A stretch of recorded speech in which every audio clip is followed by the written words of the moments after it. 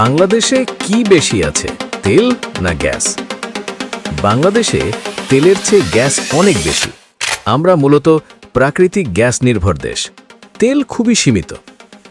প্রধান গ্যাস ক্ষেত্রগুলো: বাংলাদেশে বেশ কিছু বড় গ্যাস ক্ষেত্র আছে, যেমন তিতাস গ্যাস ফিল্ড, ব্রাহ্মণবাড়িয়া দেশের সবচেয়ে বড়, বিবিয়ানা গ্যাস ফিল্ড, সিলেট বর্তমানে সবচেয়ে বেশি উৎপাদন, Habiganj gas field, Kailashtila gas field. এগুলোই দেশের বিদ্যুৎ, শিল্প, রান্নার গ্যাসের মূল উৎস।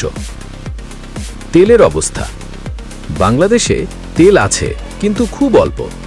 হরিপুর অয়েল ফিল্ড 1986 সালে আবিষ্কৃত, দেশের একমাত্র প্রমাণিত তেল ক্ষেত্র, কিন্তু পরিমাণ খুব কম, তাই বড় শিল্প চালানোর মতো না। বগুড়া, জামালপুর, নেত্রকোনা কি আছে?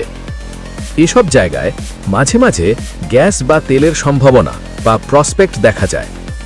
Bangladesh petroleum exploration and production company Bapex এখনও অনুসন্ধান চালাচ্ছে, কিন্তু এখনও পর্যন্ত বিশাল তেলের খনি প্রমাণিত হয়নি, বাণিজ্যিক উৎপাদন শুরু হয়নি। তাহলে আমরা তেল আমদানি করি কেন? কারণ দেশে তেল কম, নিজস্ব রিফাইনারি কম, তাই বিদেশ থেকে মধ্যপ্রাচ্য সহ তেল আনতে হয়। সহজ করে বললে, বাংলাদেশ সমান সমান গ্যাসে সমৃদ্ধ, তেলে দুর্বল। নতুন জায়গায় অনুসন্ধান চলছে, কিন্তু লুকানো বিশাল খনির কোনো প্রমাণ নেই।